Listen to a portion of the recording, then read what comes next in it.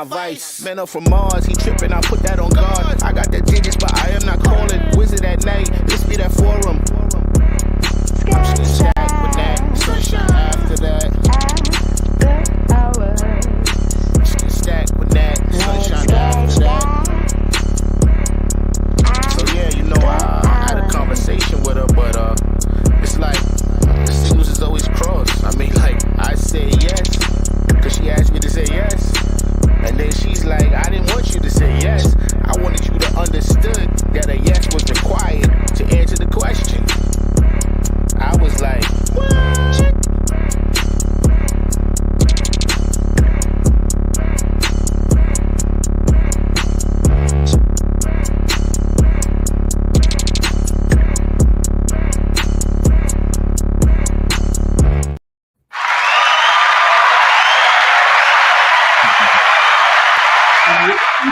what? Everybody, the Stacked After Hours Spot. I am your host, Natalie Cosby, and welcome to the show for Grown Folks Talk.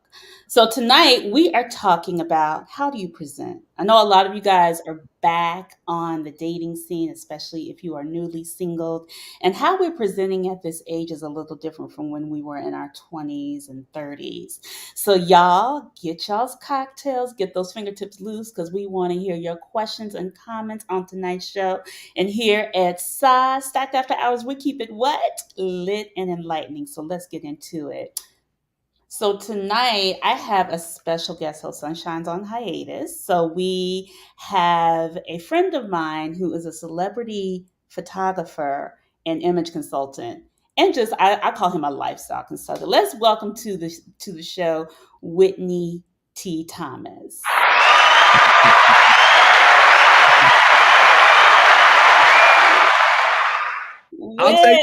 I'll take photographer. I don't know about lifestyle coach. That's that Kevin Samuels vibe. I'm not on that. Okay, whatever. Okay, he's not that. Okay, so Whitney, we've been having this whole we talked a little bit earlier today, and I have a lot of folks who watch the show who are 40 plus, still single or newly divorced. They're back on the scene. They're presenting themselves in certain ways. And I was recently watching this come up. I was always look for stuff to talk about.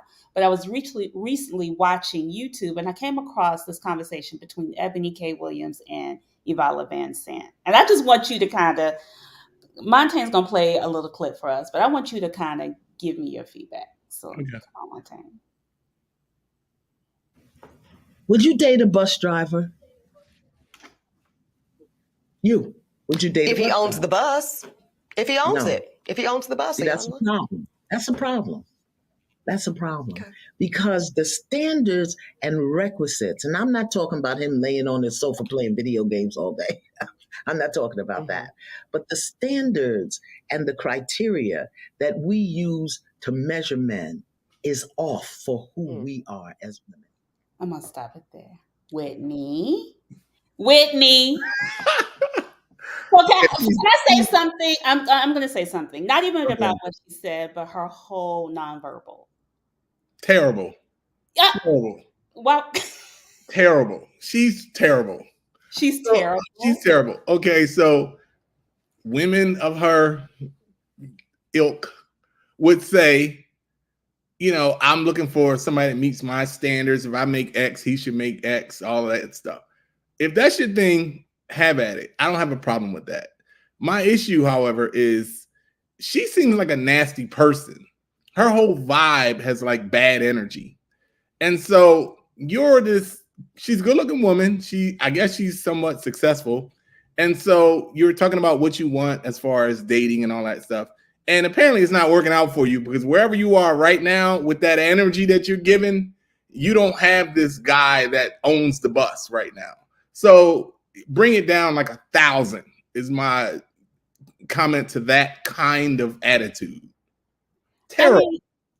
I mean, yes, it is terrible. But I think the thing is like, look, at this age, at 40 plus, women are expecting men to be kind of at a certain place in life. Not saying there's nothing wrong with the bus driver, because the bus driver has a hell of a pension. He's probably making possibly 100K, especially if he's living in a major city and he's been doing that, or a police officer, or so on and so forth. But how she has been presenting all her life is the dude that is the corporate dude that has been able to measure up. And I think I'm not mad at her for saying what she said. I know it's terrible, Well, Whitney. I would say this: the person that's willing to disparage a group of people by saying I couldn't be bothered with them. I won't say she explicitly disparaged them, but she implicitly disparaged them. I would say the person that's willing to do that is probably the same person that when you're out on a date with her, you don't like her very much. So I would bet the farm that she's been on dates with the bus owner, the bus company owner, guys who have whatever vibe that she's looking for. And it didn't work out because they didn't like her. And that's one of the things that people rarely talk about. A lot of women will give you this breakdown on what, oh, you got to be 6, whatever. You got to be 6'4" and make $1 million a year. And the guy that's 6'4" and meeting your criteria probably has been out with you a few times already, and he didn't like you. And so that's kind of one of the things that people don't talk about.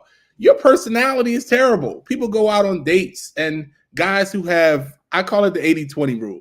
80% of the women want 20% of the guys. They want that small subset of guys who are somewhat decent build, decent looking guy, making nice money, life together. All the women want that same guy. And that guy knows that, right? So he's using that to his advantage. And so if this guy is going out on dates, because I've been that guy, and you are like a terrible personality, you could be really attractive, but you suck. And I'm never going out with you again. So she can come on the show and say, you know, oh, I want a man to be this, this, and this before I go out with him, or that's my criteria. But she's been out with men like that, and they didn't like her. They didn't choose her. But you know what the funny thing is? It's just like men be giving that same damn energy. And I agree with you with sisters. I do. I think, but the funny thing is like, I think we, at this age, we have not elevated our thinking around who is the nicest person, who meets me where I am, or even I vibe with. It's like it's all lost. It's all based on, because I know a lot of men are saying like, oh, they're not cute enough. I'm like, dude, you're not cute enough. You just had a heart attack and you look like a daggone Eskimo. Are you seriously want to tell me that I'm not cute enough? Have you looked at yourself in the mirror? I know like dudes who are, you know, of a certain ilk, as you say. Right. And they, you know, they went to Harvard and so on and so forth, or they went to an Ivy League or whatever, but they're still whack.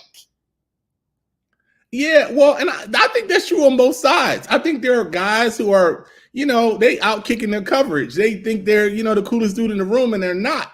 Just like women, but I think you hear it more from the women than you do from the men.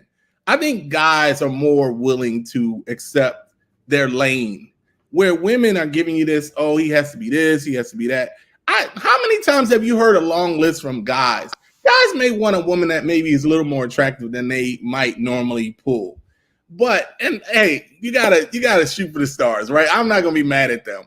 But the women usually have this list. Oh, he has to be over 6 feet. He got to be making 6 figures, that whole thing. And I'm like, first of all, if you limit your choice of men to 6 figures, I know the percentage of American men that make 6 figures is probably somewhere between 17 and 20%. Out of that 17 to 20% of American men, that percentage of black men is probably tiny. Like probably less than 1, I bet. And so you're limiting yourself to a small number of men because the median household income for black households in America is like $48,000. I don't know. It's like, I'm not blaming you for wanting a brother that makes a nice, you know, piece of change. We should all want that. But how about you meet a brother that say he's making 60 grand, 70 grand, and you meet him. And if you're so dope and you're the kind of inspirational, encouraging kind of person that he would benefit from, you might be the one that elevates him from 60 to 160. You might be the thing that was missing in his life to move him from one place to another if you're a complimentary person to what he brings to the table. But people are so busy wanting somebody to come already ready-made, here's everything that you wanted. I mean, like they're looking for a genie. Uh-uh. Uh. Like So rub the genie. Yeah, come on. okay, so I think the thing is like I agree with that. I think the problem is it's just like I think people have this narrative in their mind like I'm the pretty girl, I'm the fly dude, and then I think that the other problem is it's just like, and I'm going to bring in the panel, but like people haven't told people how to show, like how are you really showing up? You may like old girl thinks she's probably showing up one way, and Yeah. she's looking like she thinks I'm showing up this way because I deserve the man who owns the bus company, not the man who drives the bus, right? Well, and her because she's doing bad math. She's attractive, she's successful, but her personality is like a 0. So if you had to average them all out, yeah, the numbers ain't coming out as high as she thinks they are because your personality matters, your attitude, your energy matters. So if somebody's a happy, well-adjusted person and they go out with you and you got this, I'm this thing, and those don't want that. They might knock her off. They'll hang out, they'll deal with it for the night, knock her off, and then it's like peace. Okay. Pause. Hold Hey, on. look, it is what it is. Hold on. You tell the truth. Hold on. Let me bring Okay. in the panel. Lord have mercy, because me and Whitney will go at this all night long, just the two of us. Come on, panel. Come on.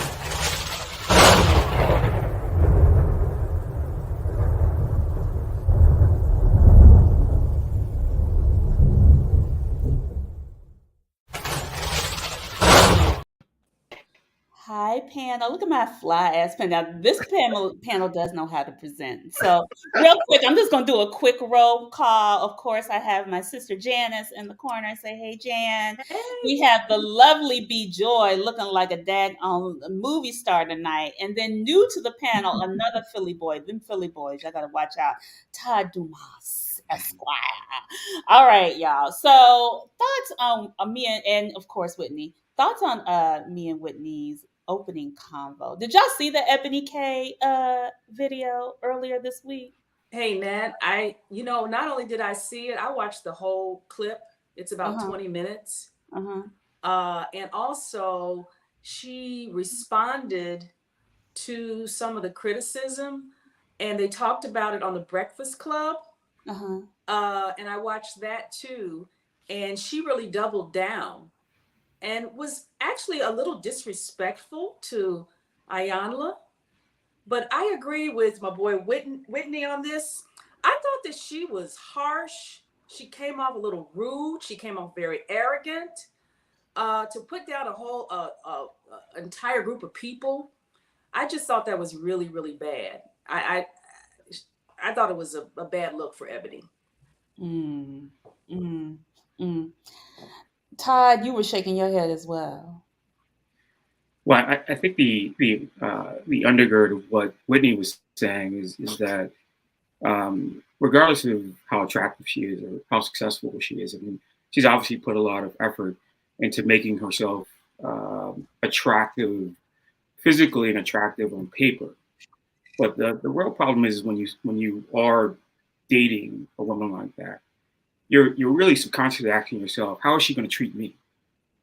And you look at the way she treats men overall, and you say to yourself, well, what happens if there are hard times for myself? Where are you going to be? Are you going to be by my side? Or are you going to dip out? And so I think women don't understand the subconscious messages you're sending men of whatever ilk you choose or whatever standard you choose. Because what we're really looking at is, particularly men who are Black men who have struggled to get where they are, the number one thing they want is peace. And if you're not bringing peace to their household, I don't care what else you're bringing. Okay. All right. Peace. We've heard this peace, and I do believe it is peace. I think the thing is like, how she responded was completely disrespectful. And I think the other thing is like, I think people don't, I always say she doesn't have a good girlfriend to say, girl, you got to look in the mirror. you got to look and see how are you showing up for the man that you want or the man that you desire. And I think I think men don't do that too. I think men probably do it more than others, but I feel like we don't tell, like, having the conversation of how to tell someone how they are showing up when they meet someone. And even if I don't even know if they're open to the feedback, but I do want to kind of touch upon that when y'all have experienced somebody telling you how you have shown up, and even what has been your feedback, or if you've given feedback to someone who has just been like somebody like an Ebony, or I can't even think of a brother right now, but I don't want to stay on Ebony, but just in that mindset. I have a friend I have an ex-friend who is really pretty and exotic looking, but she has the worst attitude. And I was trying to give her feedback on why she was being perceived that way. She said she feels like men perceive her as a party girl and nobody takes her seriously. So, when I would gently suggest, well, you are in a bar 6 or 7 nights a week. That might be why you're not being taken seriously. Well, I like to eat and I like to drink. Like she was kind of oblivious to it, I guess. And then I remember one day we were going through a drive-through line and she was really rude to the lady she was in the driver's seat. So she was rude to the woman. So we came back out, finished our little transaction or whatever. And I said to her, do you know that you're coming across rudely? And she said, no. So I explained to her how and why. And I said, I use myself as an example. I said, I never, ever want somebody to think I'm rude. So I'm very conscious of how I speak. And I'm like overly nice. I'm authentic, but still I'm really conscious of how I come across, because that's not the jacket that I want to carry. I don't want people saying that about me. And so I gave her some examples and she said, you mean you have to do all that thinking, just to carry on in life? And no, it's not worth that. I'd rather be perceived as rude. So I think some people just don't care. The feedback I got from this chick was she really did not care how she was coming across. I guess her pretty gave her like enough entryway into different rooms that she wrote off that. She's about 43 now. I don't know how much longer she's going to be able to ride off that, realistically speaking, because, beauty fades. But go ahead. I was done. People that I've met like that, and again, we don't want to stay on Ebony, but women who are very attractive, who may have gone through some things in their life, and I bit of a disclaimer here. I actually do know her personally, and I know she's revealed that she did not have a relationship with her father growing up. Right? I actually don't believe she even knew who her father was growing up. And that has a psychological traumatizing effect on human beings. So I think we need to take into it. I think there's an armor that gets built up. And that armor, for Black women is such that they come to the table expecting to have to sort of fight or not be treated well. That is partly, if not fully, on Black men and the way that we have treated Black women over the generations. But I do think that we all need to give a little bit more compassion to one another, and show, maybe go below the surface a little.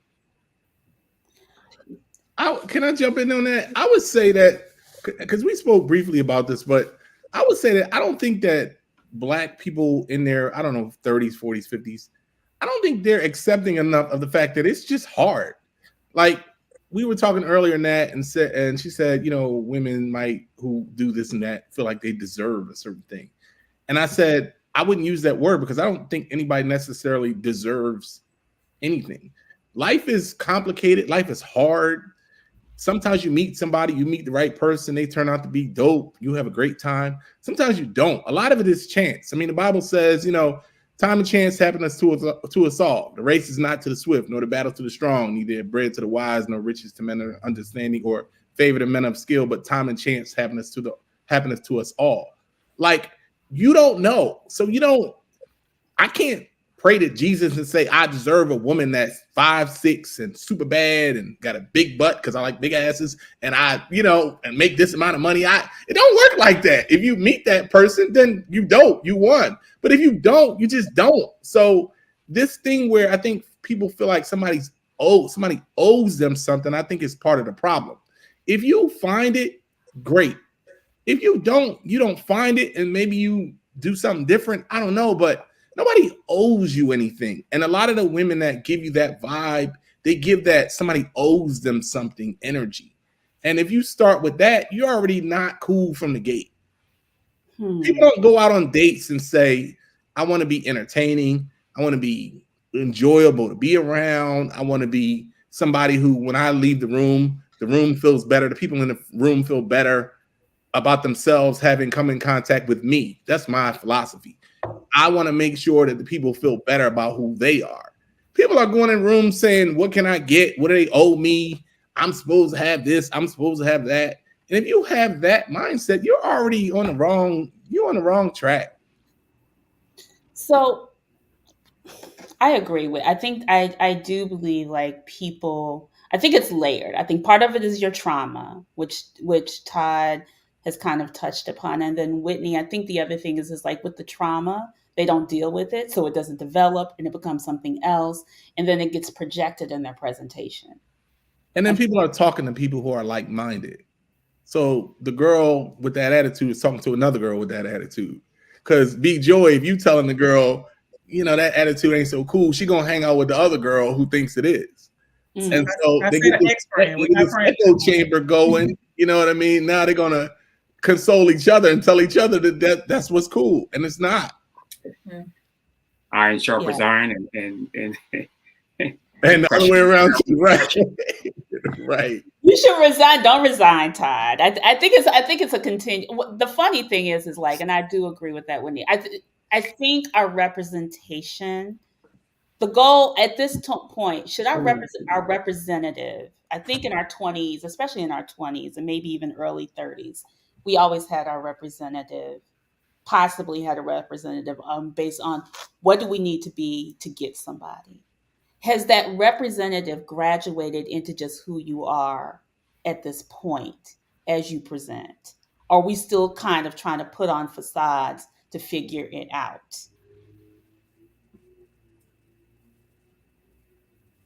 I'll let somebody else jump in that one. You said yes, Todd. Yes, I mean, that's Whitney's whole point, is that we don't come to the table saying, what is my value add?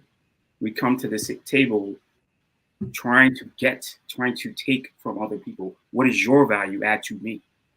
We don't come saying, hey, what is my value to you? Right? Like we want our presence to be noticed when we're in the room, but we don't focus on our absence being felt when we're not, which is way more important. Right? I don't need to walk into a room at this age and figure out whether or not people see me. What I want is, when I'm not in the room, do they care that I'm not in the room? That's true. Janice, I always feel like you walk into a room and people are like, they see first, y'all are, you and Bijou are stunning. But Jan, I know being your sister, I've always seen people just flock to you. And I don't necessarily, I'm not saying that you had a representative or not, but I always feel like there was always a certain presence that was presented. I would like to think that I've been authentic. I think I've worked. I don't do well faking it, and so I do like to bring my authentic self to the table in pretty much every situation that I'm in. I try to do that, but I think that people have an image of you. No matter what you bring to the table, people just have a view of who they think you are. And it's amazing because I've had people say to me, and I get different vibes from men and different vibes from women, where women will say, you come off a little arrogant, aloof, not friendly. And then on the other hand, I'll have men say, you're very friendly, you smile, So, and I don't see myself as two separate people, but it is perceived differently from a man and a woman. Is it because you may be getting attention that women want? It could be, and I have gotten that from some of my closest friends.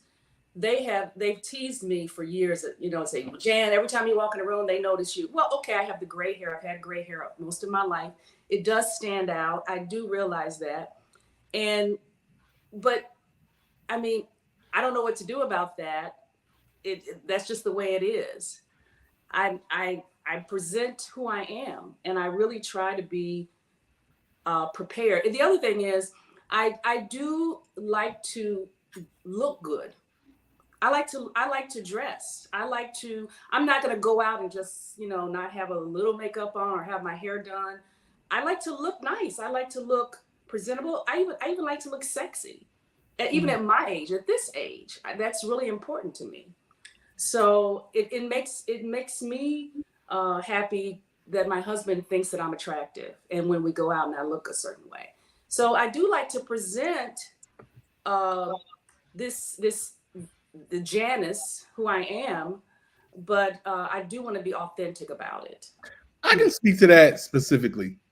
Because you've seen that forever. Oh, she thinks she all that. You know who says that? The people who think you're all that. The people who they feel some kind of way. It's an insecurity within themselves. So they'll look at a good-looking person, because men and women do it. They'll look at a woman that's really attractive, think she's out of their league, and they'll go, oh, she doesn't look approachable. No, you're just a chump and you're scared to holler. Like, people have their own crap. Because I've known Janice for a long time. Janice is beautiful, always looks amazing, dresses well. You look super fine. You're super bad, and everybody knows it. But you're nice and you're friendly to people. So anybody saying that is full of shit. They have their own issues with, I don't think I can pull her. I don't think I can carry it. Oh, she getting all the attention from men. I'm not getting it. People have all these issues that they're bringing to the situation, and they want to put it on you. That's all that is. Because women will say, oh, she thinks she all that. 9 times out of 10, it's a not as attractive girl saying it about a real attractive girl. Oh, she thinks she all that. Yeah, because she kind of is, and we all think she's all that, and you do too. That's why you saying it. Shut up and go sit down somewhere. Lord have mercy. I mean, just come on. Come on. Live recording. Yeah, welcome to the going to meet Janice and not think she's not a beautiful woman. No, she's always super fly. The clothes are always super fly. It is what it is. Appreciate it. Don't be mad about it. It is. And that's on you if you're mad about it. Because she was being nice to people. You was in your bag. Right.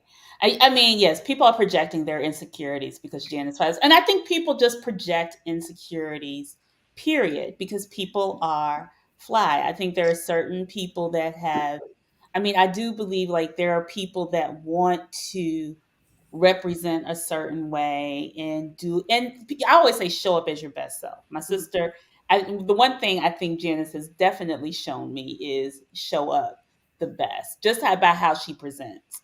But can I ask you a question? Can I ask the men a question though? And going what something that Whitney said. Do you think that it's really the beauty, or is it the confidence that women present that can be a little intimidating to other women? Some women just kind of stand back. They don't smile. They're just, they don't even want to show their friendly or their kindness out loud. And I'm just wondering, is it more of the confidence that people are intimidated by, and not necessarily the pretty? I mean, confidence plays a major role, because there'll be women who aren't as attractive but are out there and vocal and having a good time and being themselves. I think it's kind of like, who are you and what do you bring into the world? And if you're not comfortable with it, you're treating yourself as a second class. Whatever, you're not willing to put yourself out there, so you're uncomfortable with the person that is. It's all that stuff. And some of it does come from, if you weren't as attractive, you never built up that confidence. And so they kind of work hand in hand. So that's back to that thing where things are really complicated. But I mean, I always say it's on them. Like, you don't owe anybody something for them feeling their shortcomings. Somebody owes you that. That's on you. I mean, I think I have been there. I think people have had friendships where not always the cutest girl always gets picked. because their personality is the dopest. Like, and they can't understand why. And or the dopest the guy with the biggest personality, the dude may have all these things, but he's always getting the chicks. And I was just like, people really don't understand. I think people really believe like my physical presence should outshine your actual personality. Well, that's people who've never developed one. Like we talked about that briefly earlier. Like for a lot of years, I worked in sales. I still work in sales. And one of the things when you work in sales and corporate sales is you're always trying to develop your ability to, I won't say manipulate, but persuade people to do one thing or another. And because you're working on it, you look at things like trends and what do people respond to today differently than they did yesterday. What are buzzwords that people, have some interaction with that they'll want to go one way or another. And when I talk about that, what I'm relating that to is personality. People have the same personality approach to the world that they did when they were 17. If you work in some field, like I mentioned in that, if you work in software, you might have started off coding in a software that was popular 20 years ago, but what they're using now may be a lot different. So you had to learn that software. People are learning different things along the way, but they're working on it. But what they're not working on is their personality. You're not working on you and how people perceive you and your energy, and you're not reflecting that, I was cool when I was 20, but now I had a few rough things happen in my 30s, now I'm in my 40s, and now I'm bitter.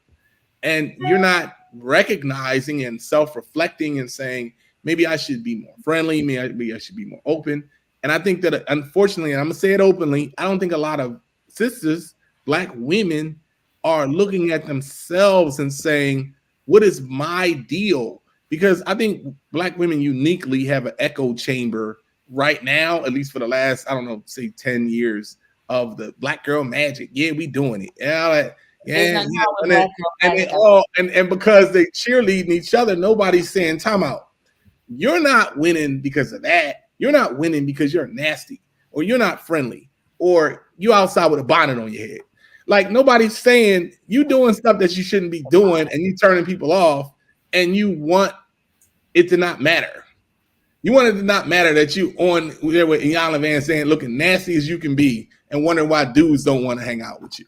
Like, really? Yes. I mean, look, the reason why I brought her on, because I feel like B-Joy has like a 5-star personality.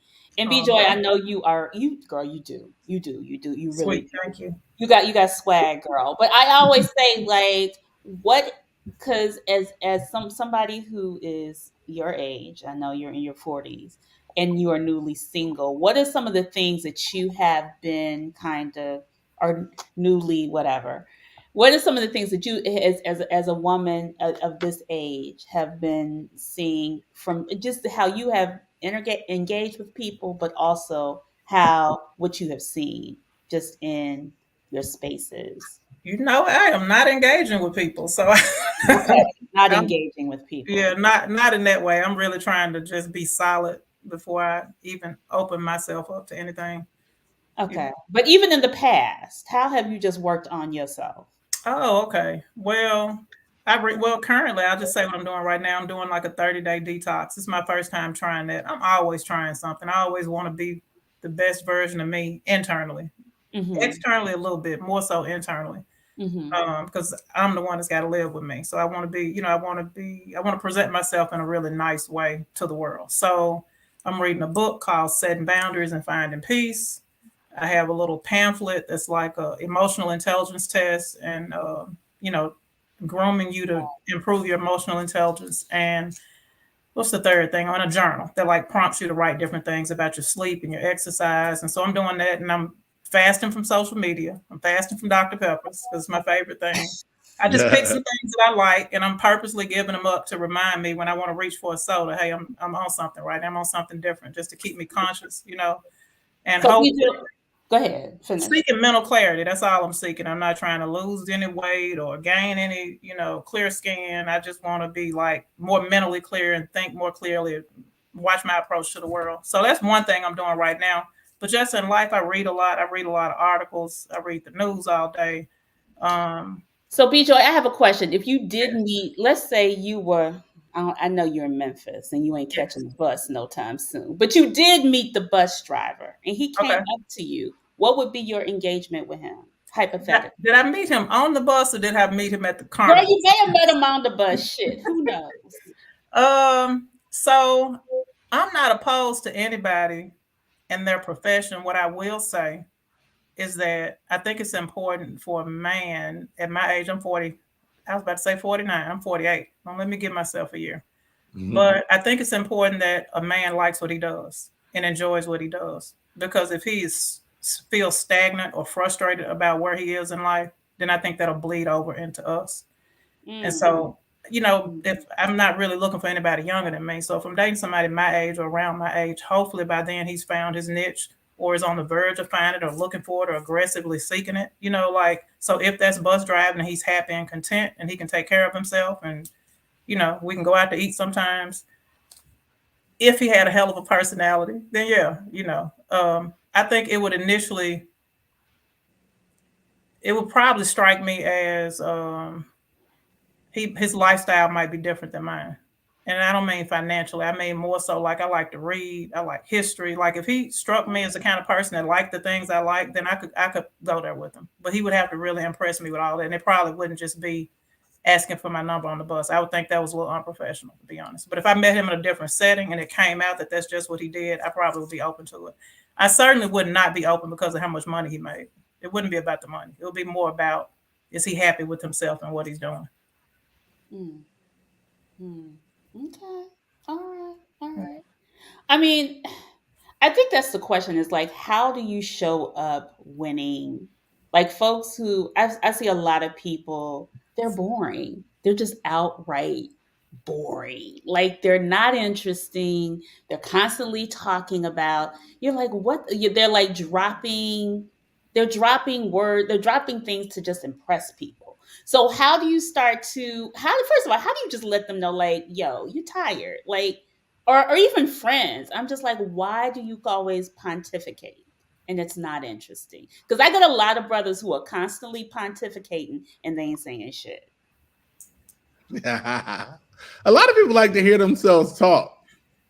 And so, they're so used to it that they think it sounds good. They know their own voice. I don't know. People need better friends because people out here not impressive. And you're right. It happens on both sides, male and female. The thing I wish was different in the whole male-female dating thing, I wish the money thing was different. Because what I hate about how much does a man make? What does he bring to the table? Now, I've been fortunate. So I'm fortunate that, I've had successes and, I can say that I meet a lot of these criteria that they want. But if I didn't, I would be mad about it because I would say we live in America where Black men are the most hated group in the world. They hate us. They're happy to break up our families by creating distance between men and women. So it's almost like the very thing that the system is using to put us down is the thing that a lot of our women now are relating to in a way that they're leaning into it. If they want brothers to be less than successful and they don't want to hire brothers in these different areas, I think Black men make 70 cents on the dollar of other men in America. 77 cents. And they want it that way. And that they want it that way. But then you use that same criteria to judge your men. That's not good. It's like if Black men took something that white America said about sisters and said, I'm going to use that to put you down. That would not be cool. And so I hate that. I hate that money thing because they're not hiring brothers in the C-suites like they hiring white guys. They like hiring Black women more than they like hiring Black men because they want to emasculate Black men. Like people forget the original sin of Black men was the black buck, right? I think that's why they play up the femininity of men so bad now on TV. They love to feminize Black men. Because they take the thing they feared the most, right? This big, black, powerful buck. and they want to feminize, make him a punk, make him a bitch, right? That's one way to do it. Another way to emasculate him is to take the money out of his pocket and tell his women that your man don't have no money. Well, I can't.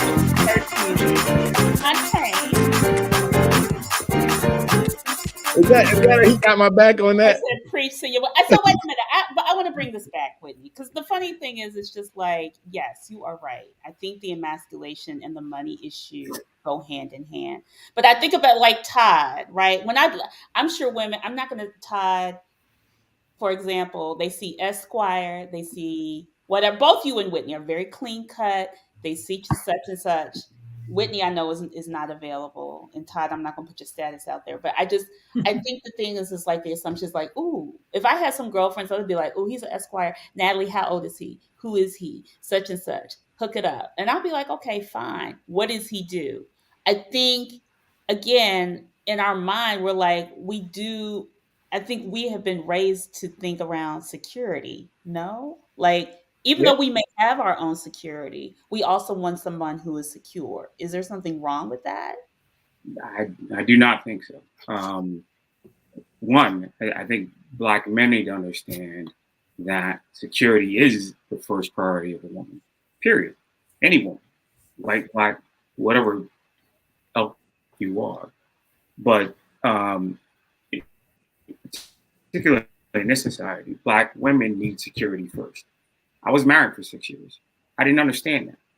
I had all these accoutrements. I focused on the paper.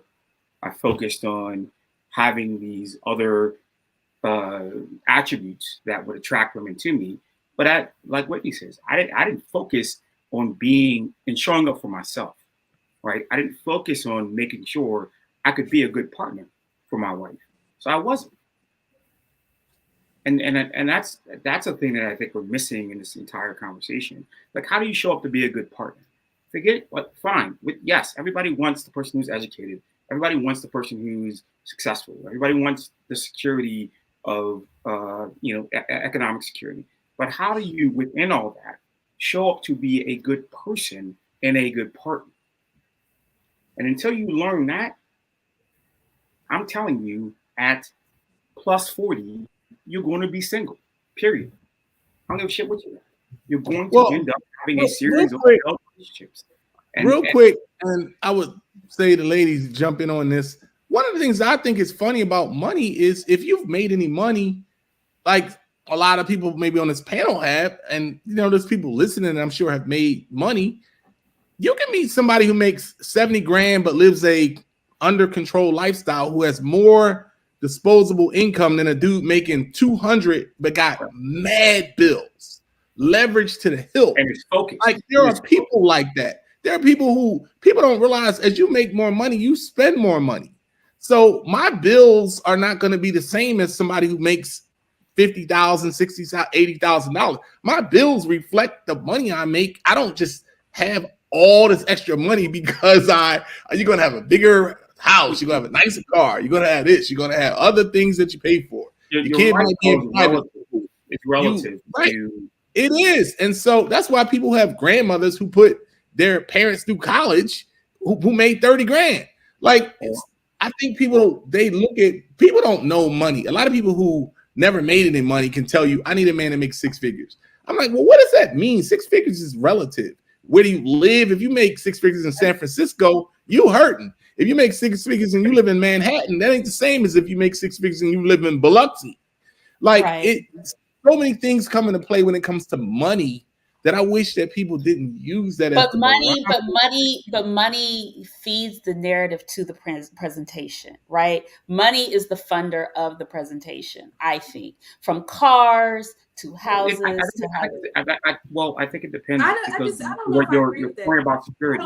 What is your definition of security? Is your definition of security financial security? Is your definition of security coming home to somebody who makes you feel safe? Is your definition of security emotional security? Like there are a myriad of ways you can feel secure, right? And I can make you feel secure economically, and then I can make you feel terrorized emotionally. Right. What would you rather have? Right.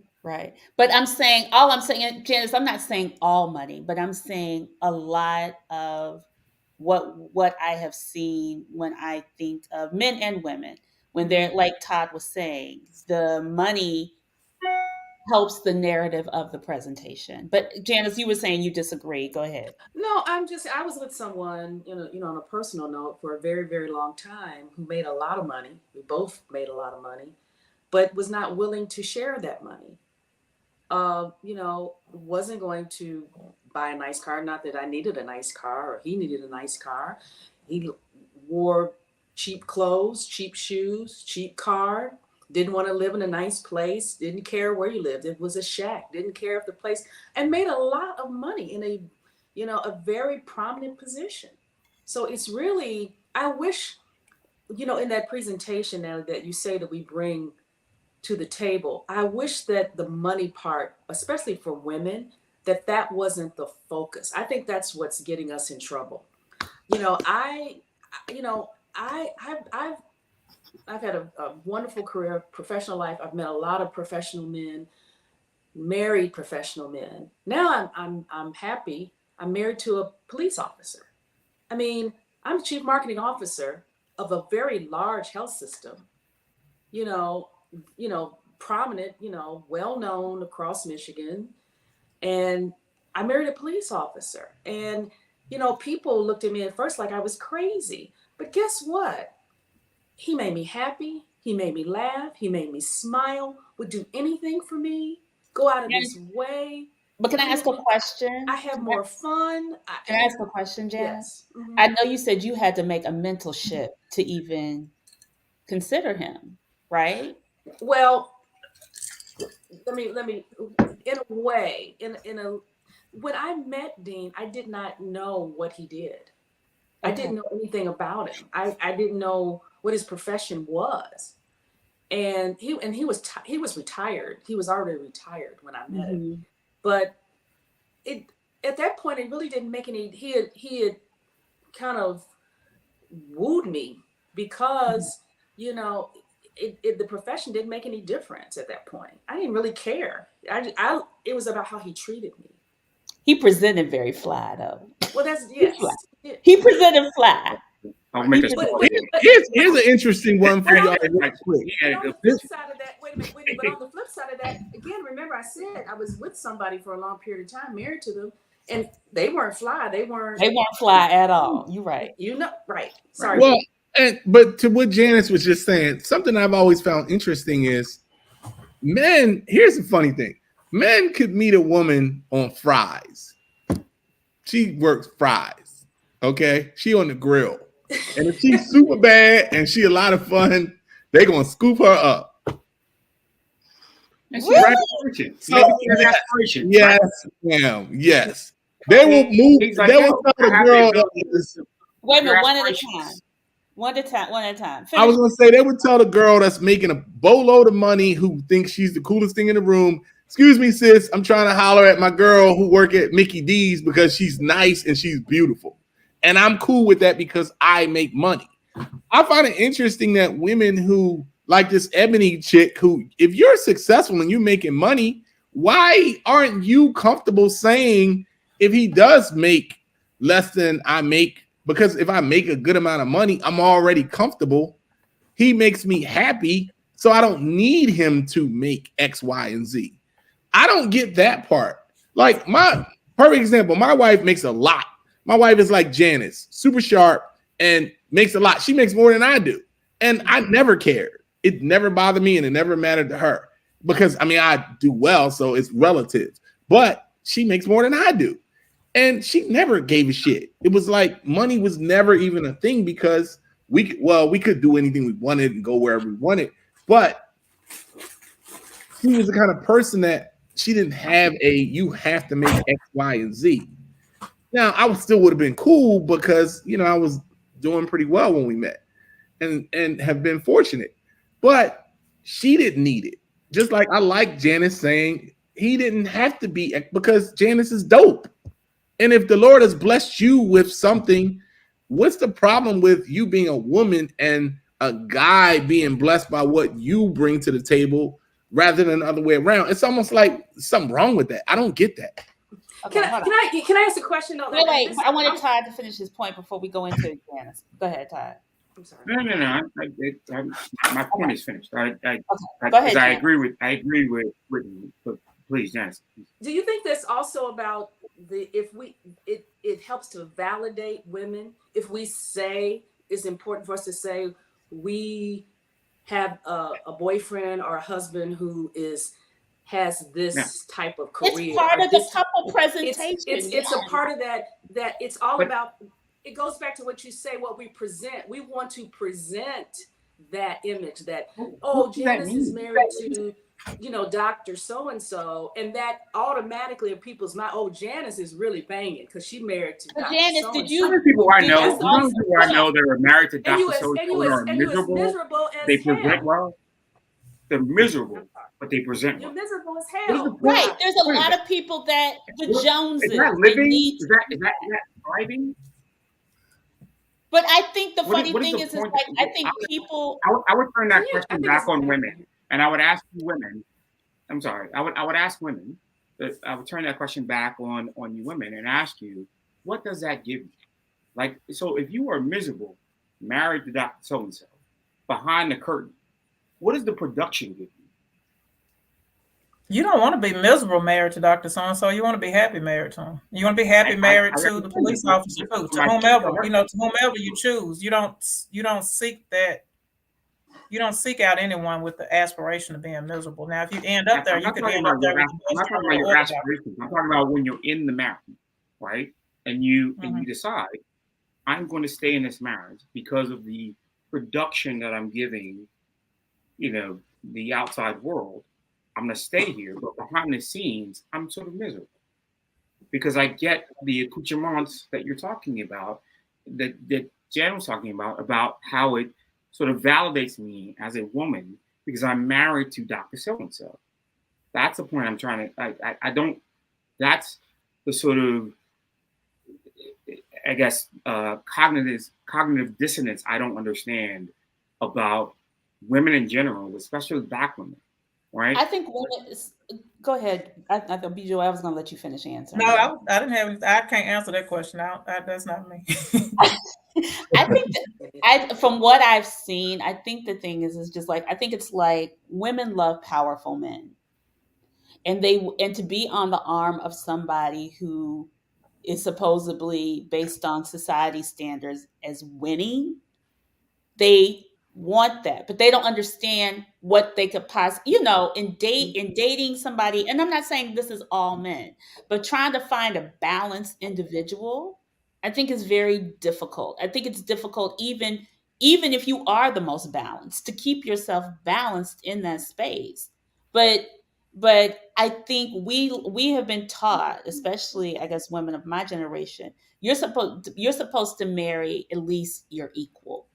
He should be making just as much or more than you, or he should be able to such and such with you. So you're going to have to, if you want that type of man, you have to present this type of way. But you know what, Natalie, what my question is to women? How's that working for you? Because if you think about it, and again, you need to watch the whole clip with Ebony. Mm-hmm. Ayanla gave her so many good jewels. And I don't think she got it. But Ebony said kind of sarcastically to Ayanla, well, I've dated all these different men. I've dated this one. I've dated this one. I've dated this one. She said that. Okay. And I'm sure that selection, that pool of men that she says she has dated have been that thing that she, that type of man. Mm-hmm. Well, my question is the Dr. Phil question. Well, how's that working for you? How's that working for you? Okay. Maybe you need to try that bus driver who doesn't own that bus. I mean, if you've done, he got a pension, girl. Huh? I said he got a pension. Yeah, I mean, but you want all these other men, but that's not working for you. So something's not right here, So I'm just saying, I think she just needs to open up. I think women, we need to be a little broader in our. I agree. I think we do need to open up. How about you find out what his financial, maybe that bus driver's financial understanding is better than the guy who's in a Ponzi scheme on Wall Street, right? Like, you don't know. So maybe find out Well, what there's a his whole situation is before you prejudge him. Or As have them simply get the to know a person first and then talk about what That's you do. exactly my point. Just get to Well, know I the think so. person. For example, we have, and she's in the chat. I'm not going to call her, but like there are certain, there's some women on that have been on the show that that's the first thing they ask. What do you do? What do you That's what what do every you, woman asks. huh? That's what every woman asks. What do you do? Yeah, that's a What do first you question. drive? What Yeah, do they you don't like? ask me what You my have to hobbies have the are. three They don't C's. ask You have me them the where I'm three C's: the from. They car, don't the ask me. career. They don't ask me what my mama's name is. They ask me what I do. Period. That's the first thing. That's the first thing. And maybe Whitney has a different, because I would But no. love. I Todd, do feel you? you. I What I feel love you. to do, I love But to go focus Todd, on do my you job and present write, that? right? But I can't. And so, I understand why women ask that question because it goes back to your point about security, right? And am I dating a person up front that might provide me with the security I need? I'm not mad at that. That doesn't make us angry. It doesn't make Whitney angry. It doesn't make any of us angry. So what What makes makes y'all us angry? angry What is Here's the thing I think is funny. When I tell you what I do, right, and it may not meet up with your expectations. When you haven't even asked to see my balance sheet. My balance sheet might be better than all the other cats you ever met. What I think is funny is I think there's this be careful what you wish for thing out there. There's a lot of guys, especially guys who lead with money, who are the kind of guy you don't want to be with because they're leading with money because they can't lead with personality and they can't lead with charisma. So they lead with money. And then what happens is you get the lifestyle and then he's like controlling. Then he's don't go out. Don't wear that. Where you going? Where were you last night? What girlfriend you hanging out with? Them controlling dudes. Because a lot of them that's why you see a lot of these professional athletes in domestics. Because they got control issues. I'm paying for everything. So I low-key own you, and whatever I tell you to do, you do. And the moment they stepping out of line, they ready to tap their ass. And so it's one of those things where people who don't necessarily know how money works, there's a lot of guys, because white men are real bad with this, who have worked super hard, working 70, 80, 90 hours a week, providing for their families, and the wife is at home smashing the mailman. That's real because he's not home. I need the church music. Stop. I wonder what that was. Because he's not around. The kids don't like him. They barely respect him. They talk to him like he's trash because he's not there, but he's making a boatload of money providing for the family. And so people have to be careful what they're asking for. And a lot of times people are asking for something that they have no relationship with. If you grew up in a household that was the household income was $35,000. And then you did whatever you did, and now you 30 and you out in the world, and you're like, oh, I want a man that does X, Y, and Z. You've never been with a man that does that. You don't even know what that's like. You might like it, you might hate it. Why is that the barometer? That's not good. I just hate that.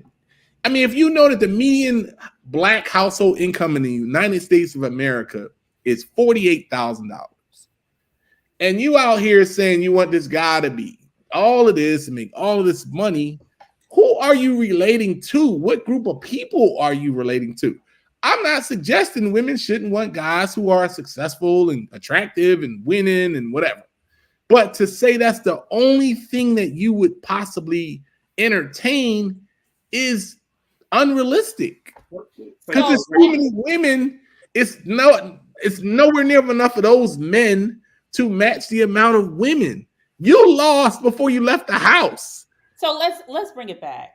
No, and I agree, because I don't want this. Part of it is money, but I think part of it is the illusion of what we see, right? Because I think the thing is, it's just like there are a lot of assumptions that people make, like for example, based on how we present.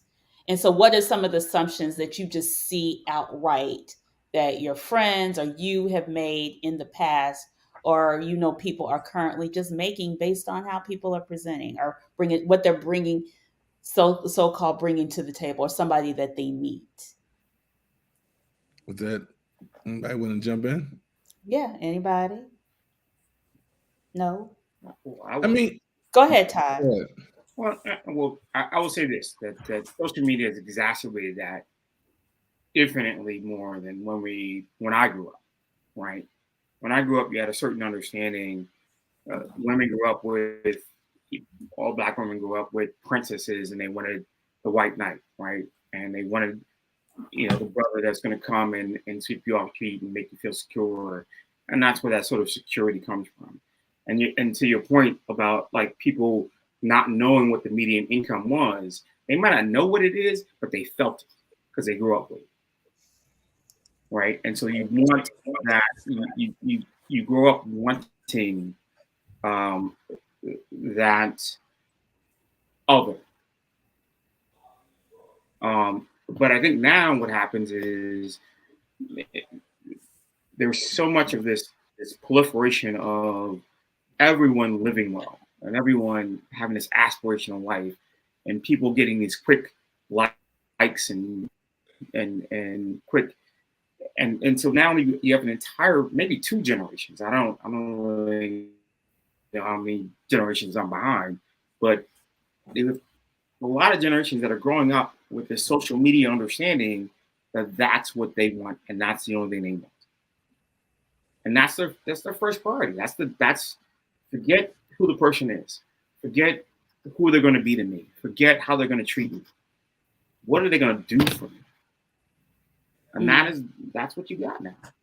Like, all right, so the word says the love of money is the root of all evil, not money, but the love of money, right? Why does it say that? Because if you're chasing money, you're missing a lot. There are things that you're willing to do that you shouldn't do. You're compromised. And so if the word is telling you that, why are we then remixing it into, he got to make 6 figures? Like, we're doing a disservice to ourselves.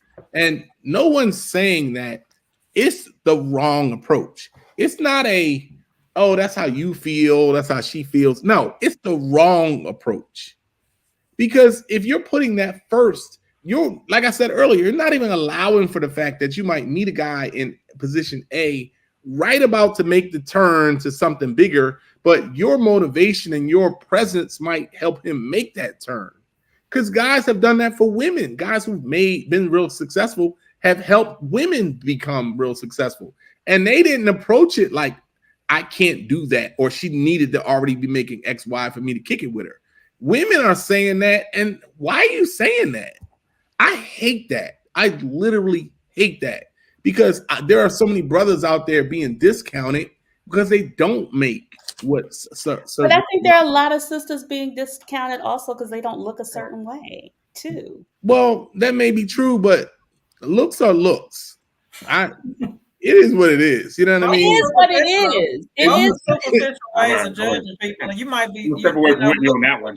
If you look like you play, it is. I can't help you. It ain't. What's the difference between? I can't help my Philly brother on that one. No, I'm not. Go ahead, B Joy. We know a lot I of. was just gonna say both are superficial ways of excluding people from the dating pool. It might be the hottest. It may be the dopest chick on the inside with the best nana, with the best mind that can really elevate you, wrapped in a body that you wouldn't notice, So it's the same with men. Like, we both got to get away from the superficial. I think it's. Well, I'll say this. I don't think looks are deeper than superficial. Looks is an interesting thing because looks affect people's occupations. If you notice, like, looks play a role in all kinds of things, because I think they also help people build confidence. Because what you'll notice is there are a lot of really attractive people who are really successful because something happened throughout their lives because they were attractive. It's a weird dynamic, but I'm not hanging out with a chick that looked like she played for the Eagles. I'm not doing it. I'm not doing it. I think that's the equivalent of saying I'm not dating a bus driver. That's the male version of I wouldn't date a bus driver. Natural selection. Like, that's just natural selection. What we're saying is that You ain't like BJ, you're not dating a dude that's 5'2", are you? You're not going out with a dude that's 5'2". So wait, we have some pictures. Before we jump in, hold on, Todd. Intrinsically beautiful, right? Like she's intrinsically beautiful. If she Who? didn't do, Jan, she's intrinsically beautiful. Like, right. If you saw her without anything, she said she loves to wear makeup, she loves to get dressed and all that. But if she got up in the morning, you'd be like, oh, she's a beautiful Black woman, right? Mm-hmm. However, she shows up for herself, both internally and externally. Right. I think that's what we're talking about in terms of beauty. We want a woman. Okay, so wait, we have some images. We have some images, and I'm gonna have Montaigne show. And I just want to, how do they present? I'm the worst with this. Yes, y'all are gonna do this. How do they present? And I want you to be honest. How do they present? What are they telling you? And what makes them dateable or undateable? Let's go. Go, Montaigne. First, let's do Lady in Pink. Are we just doing women? No, we're doing men too. Okay. All right. What do y'all think, gentlemen? She's cute and fly. Oh, gentlemen. I like her. I like thick women. Yeah, I think she's got a presence and a style to her. Is she? What is she? Is she dateable? Yeah, very much so. Okay. All right. How is she presenting? What is her energy giving you? She has her own sort of sense of self. Okay. Yeah, I like it. Yeah. Okay. She has a presence. All right. Brother in green. Ladies. Wow, Nat, really? It gets better. Yeah. I can't, Natalie. I'm sorry. Okay. It's the Converse for me. What do you mean, B Joy? Wait a minute. It's the Converse for me. I like Converse, but I don't know. Okay. He looks like a B-boy round the way kid. Like he looks young. You know, does he own the bus or does he drive it? Does he drive the bus? Wait, B-Joy, would you date him? No, he looks too young. It's not what he's wearing. He just looks too young. And he looks real immature. Like he doesn't present like a grown man to me. All right. Lady. Wait. Well, would you date him when you were 20, 30, 24 to 30? No. He said no, I would have never dated him. No, that's relative. Somebody said, does he own a gun shop or just shop there? That's funny. Montaigne, church girl.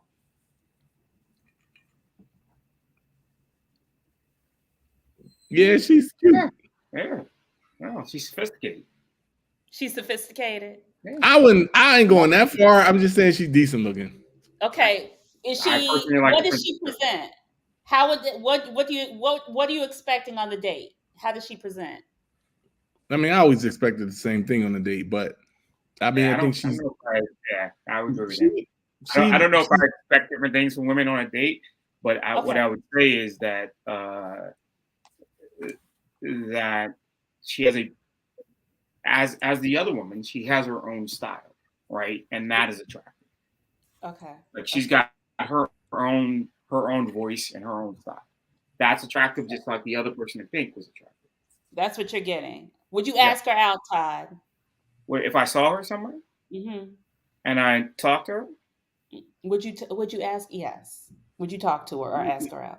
You're asking me an abstract question. Well, am I talking to her? Answer the damn question. Yes. Yes.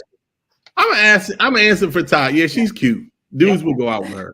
Okay, let's go now. Brother in, I don't know what I call them.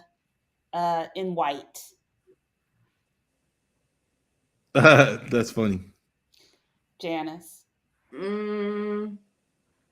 Yes. Why you hesitant? Yeah, I yes. No, I'm not. I'm yes. Yes. It's just a yes. That's all you got to say. Yeah. That's all. Like Idris Elba, but with he like a knockoff Idris. Shoulder pads. Actually, I think it is Idris. I think the shoulder pads are fucking her up. Is it Idris? It looked like Idris, but I'm not sure. It does. B Joy. I'm not an Idris fan. The watching the shades throwing me off. Like I want to see your eyes. You know, if it ain't bright sunny outside, you're trying to be too fly, and the watch is a little flashy. You look like you're doing too much. I think that might be Idris. It is Idris. It is. If he in a movie like you in a role, okay. But yeah, Idris a sexy brother, but not dressed like that. Way too much. He said Idris Alibaba. Lady in Black. Lady in Black. Ooh. Oh, yeah, buddy. See? Who said that? Did Whitney say that? Yes, Whitney. he did. Yes, ma'am. Hi. Yeah, all brothers is going out with her. Yeah, all of them. Yeah, that's probably a good. Are y'all taking her seriously? That's a good. That's a we good. Taking her out. We taking her out and hoping for the best. The question I think you're asking is that long term? Is that short term or long term? Long term or short term? I'm asking. It depends on how cool she is. It's long term if she cool as a fan. It's short term if she's okay. All right. And they said her lips look fake. I can't. Lady in Green. Shit, I know this good looking woman. Okay. Yeah, dude's going out with her in a minute. Going out with her. Ty. I think you're of a certain age. Yes. Okay. If you're of a certain age, you know what, Ty? I'm gonna get you. And then I forgot the last guy. There you go, lady. You are really funny. So you know what, though? I actually might want to hear what he got to say. You know what? We're both from Philly. We're both from Philly, and this dude just won us game one. So no, every chick on the earth is going out with him. You know why? He done made about 250 million. So yeah, they all going out with him. I'm saying if I met him on the street and I verified that he wasn't homeless and he was dressed like that on purpose because that was his style. Like he looked like he might have some interesting conversations. Well, he's wearing that on purpose because that's the NBA walk-in in the tunnel. So they wilding out now on purpose. Right. The NBA walk-in is the new runway. They're doing that on purpose now, though. They wearing wild shit on purpose. Can you please tell them that's James Harden and James Harden done had them all. He done hit all of them. So yeah, he was in Vegas before game. He's been there and done it. Hilarious. There are days I was like, you know what? Forget this life. Let me be James Harden. Oh, you know what I would throw out here, Nat, with the grown folks on this? And I would throw this out there for women. I think the size thing is interesting. I think that short. No, I'm talking about women. Weight, dress size, all of that. Where are you going with this? No, this is me showing some love to women. I think that the size thing is so out of sync with what guys actually like. Like, I would say through most of from college to in my 40s, I loved women that were like a minimum 10, 12, 14, mad body, right? Bodied up. Body and Lizzo are two different things. Yeah. No, Lizzo is something else. I don't want to. I'm not a fan. I'm not a fan. So what I was going to say is, and Philly Jones have a body. They are. I think most black men. Somebody said, "Be nice, Todd." No. This is nice. Okay. This is about the beautiful black woman body. Like most black women like a little bit of something. Right? I just want women to not dwell on or judge themselves by their size. Because like having dated a lot of women that were a 12, 14. John, J-A-W-N. Right. Not Jordan. I'm mad they put that up there. He going to hell first for that. Why you gonna put Jill on blast like that? Not doing but what I would say is I wish that women gave themselves a break. You don't need to be a 2 or 4 or 6 or 8 or 10. You can go out and the chick that's a 16 is getting more action than the chick that's a 6. I'm just saying I want women to not be so hard on themselves. I don't. You know what, Whitney? I wish I could agree with you, but based on what we've been here, it's not. That hasn't always been true lately, especially at this age. It's like you want them fit, you want them tight, still because we're getting older. And I don't know.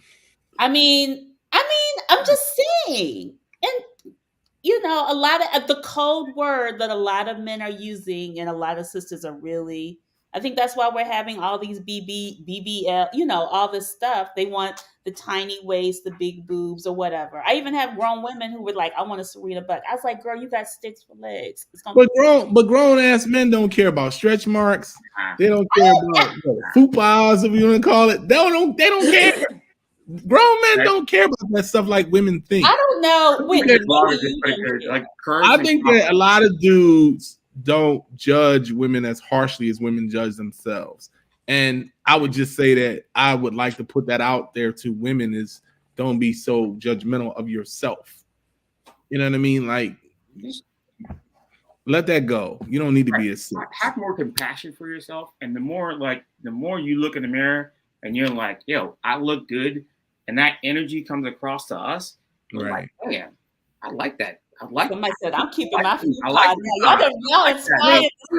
not saying be Lizzo and be like a bowling ball and act like you're the hottest thing in the room. She can mix in a salad. But I'm just... All right. Here's the thing. I'm going to hell for this, ain't I? But I'm just saying that I would like women to give themselves a break. I would ask Whitney, since he's the only male on this panel, but of all your boys, have they ever married the finest chick they've ever dated? I did. Well, okay. You're for me, you're an aberration. Janice's husband did. Janice's husband did. I came back and like, no, that's not what I want. What I really want is a real woman. Is a woman that I can actually build a life with. Well, all right. So I'm disagreeing with your premise. Your premise is that the finest woman you ever dated can't also be the coolest, because I think that's what Janice's husband thinks. And that's what I think about.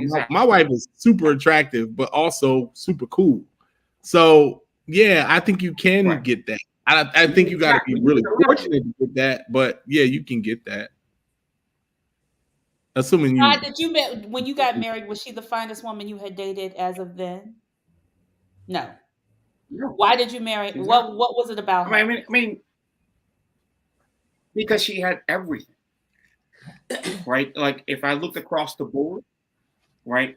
She was more of a 10 or a 9 on everything than a 10 in one area and a 2 in the other area. And I was like, yeah, that's what I want. Now, I dated a lot of women. I dated a lot of women that were really attractive and really cool.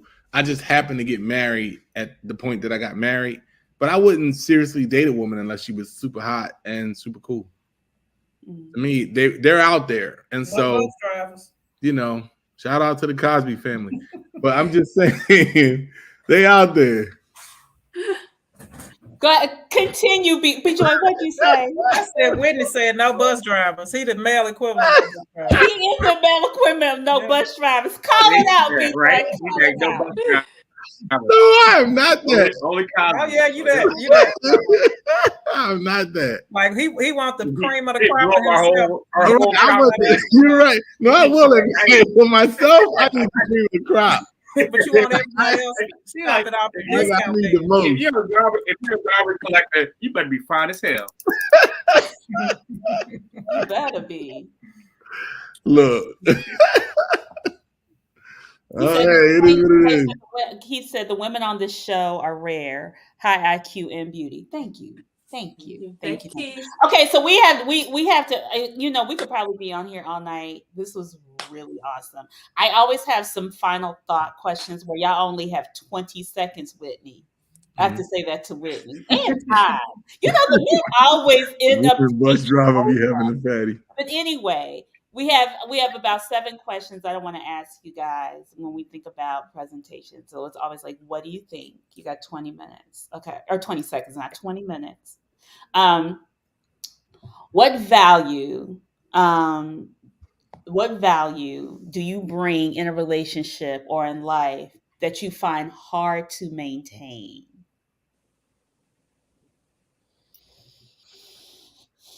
I'm gonna give y'all a little bit of just thought. Ask that again, Nat. Say what value in a relationship or in life do you find hard to maintain? What is one thing that you think you bring a value in life or in relationships that you think is hard to maintain when you think of presentation?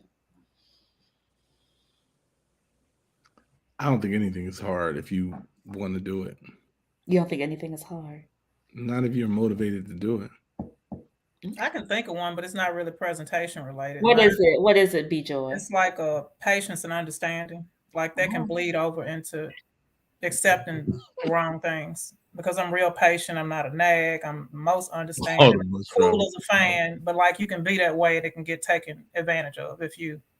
Got you. Yeah, in that way. Awesome. So it can get old to be the bigger person all the time. Got you. Todd? I'm a communicator, but then I get fed up with communication at some point, and I just need to understand it. So I can get to a point where I'm just like, we don't have any understanding that communication is fruitless. Okay. All right. Janice? I really can't think of anything, Natalie. I've got a blank there. Okay. For the men, what is the most important thing you want women to see in you or in whatever when dating? I'm going to say, because I know Whitney, you don't need no women to see anything in you at this point in your life. Well, no, but you can ask me that because I can answer that generically. Okay, go ahead. I'm married at 48. I would say God. One of the best sermons I ever heard, Pastor Walter Scott Thomason, New Summers Baptist Church in Baltimore, Maryland, said when people find you attractive, charismatic, appealing, it's not you that they're relating to. It's the God in you that they're relating to. Okay. You should. Well, I'm a Christian, but like-minded, whatever you believe, you should emanate that in a way that people get that from you. And if you do that, you can win. You'll win at life. You'll win at work. You'll win at people. You'll win in relationships. And I don't think people look at it that way. Now, I just said some real heavy stuff. It was real heavy, but I believe it. The producer's killing me. But yeah, I'm saying that people should get that from you. Yeah, I believe that. Okay. All right. Todd, what is the most important thing you want women to see in you? Patience, maybe. I might not always express it well, but I am a very patient person. Okay. And I'll wait for you. All right. That's sexy. Okay. That's sexy, Todd. You better get it. Sexy. Like, okay, Todd. All right. Janice, what is the most important thing you want men to see in you? Joy. Okay. Peace. And kindness. All right. B-Joy? I don't know. I didn't know you were going to ask the women too. The most important thing I want somebody to see in me, I guess, integrity. Integrity. Okay. Yeah. Okay. What matters in dating? What matters in dating or presentation or looking? What matters when dating or looking for mates in their presentation? What matters most, do you think? In their presentation, I'll say confidence, swag. Confidence, swag. Mm-hmm. If you're going superficial, we saying just, like what I see when I see you. Doesn't matter what you look like, that a lot of physical attributes don't matter. But if you present yourself like you're sure about who you are, that's automatically sexy. Okay. Todd? I tend to go a little contrarian on this, so I would say how you show up for yourself. So I tend to wait not to see how you show up in a room, but then how you show up for yourself in that room. Okay. All right. Janice. Ask it one more time, Nat. So, what matters when dating or looking for a mate? What should matter when dating or looking for a mate in their presentations? Bringing their whole true self. Okay. All right. Whitney? How they make you feel? Okay. When does presentation not matter? Presentation always matters. It always matters. Always. Okay. Everybody agree Well, with you that? show with a bonnet, you should get kicked out. No, I think in the long term it doesn't matter so much. You want somebody that's going to be there with you and for you and show up when you're sick and that kind of thing. I don't think because beauty fades, so I don't think the physical matters so much. I think the character and qualities matter. Okay. But you got to have some kind of initial attraction too. So I get why it matters in the beginning. That's my answer anyway. Hi. My answer would be it's relative, right? It depends on what context you're talking about. If we having a sexy night, you better show up sexy. If we having it's the weekday, you got to get up for work, show up in your bonnet. If we going out for gala, you better show up. Okay. All right. So it's the time and place. Janice? Relative.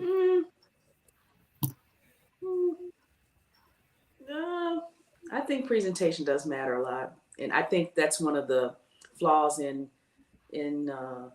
long-term relationships. I think we end up taking it for granted, and don't put our best foot forward after a while. And I think it needs to continue to keep it fresh. I'm team makeup, hair, heels, outfit, 5-6 inch heels. I'm on that squad. And just a little secret. My little secret is, my husband never sees what I'm going to wear. I always like to surprise him. Okay, all right. And then, how do you become unforgettable after you meet somebody you really like? How do you become unforgettable? Do the most. Like, I just am. Like people say, man, how does he become unforgettable? Like people say relationships are 50-50. I don't think that's correct at all. I think relationships are 100. Give 100 goddamn percent all the time. Go ham. First date, go ham. Go all out every goddamn time you can. And that should be what you do. And then people will be like, wow, that's some hot ass shit. Okay. How do you become unforgettable? How does somebody become unforgettable? I think be your best self. As a woman, how do you become unforgettable? Give the same answers. Dennis, how did you become unforgettable to Dean? I don't know. I don't know. I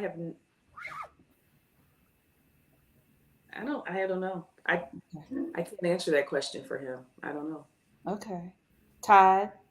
Well, mine would be a derivative of what Whitney said. It's I don't think everybody can show up 100% every time, but when you can't, I'll show up 100%, and when I can't, you show up 100%, and that makes it. You feel my reserve when I'm low, and I feel your reserve when you're low, and that will make you unforgettable to me and make you like invaluable to me. Okay. Be-Joy? I just am. I don't know. Girl, get it. That's what I'm talking about. I don't have to be. I just am. It's just you are unforgettable. I'm just unforgettable on GP. Finally, what 2 traits have changed since you were 20 up until where you are now? What are 2 traits that you have changed, or what has changed about you? 2 things that have changed about you. I was selfish. I used to be selfish in my 20s. I didn't even know it. I was a nice person, but it was me, my agenda. And now I'm the opposite. That's one. I think on the other one while somebody else answers. All right. Todd? I think I told you this before. Like I was unhealed, and now I feel like I am closer to being healed, like healed human being. And more importantly, like I forgive myself, and I have more compassion for myself, which allows me to have more compassion for others. So I don't need to forgive others because I'm not judgmental of them in the first place. I let them show up as they are. Okay, all right. Janice. I'd probably say I gave in too much, let too many people in my life, and now I understand who my friends are and what's really important. I've made a big change there, where I'm a little more selfish in who I bring into my life. That's a big, big change for me. Okay, you've become more selective. Very. Okay, Whitney, you got the last one. I would say content. Like when I was younger, I had to have them all, and I had them all. You had them all. I had them all, and now I'm good. Okay. Content. All right. Boom, and there you go. Thank y'all. Thank you, Todd. Thank you, Joy. Thank you, Janice, and thank you, Whitney. All right, y'all. We will be back next week. Our conversation is about peace versus security. We'll talk more about that. See y'all next week. Join us in the after party. We're going to continue this conversation, and I will see you guys. Thanks, guys. This was fun. Fun. Yes. Thank y'all. I'll see y'all later. Join Stacked After Hours, The Spot, where grown men and women gather to have candid, also honest discussions about the state of life, love, and more. The Spot is a hybrid of in-person and weekly virtual gatherings. Join our Facebook group and answer our daily questions. Subscribe to our YouTube for our weekly live talk shows, and join us on Zoom for our talk show after parties for lively conversations with other opinionated, grown, and sexy professionals. Just search, like, follow, and subscribe to Stack After Hours on Facebook groups and YouTube. Also like and follow our brand pages at Be Stacked Wellness on Facebook and IG.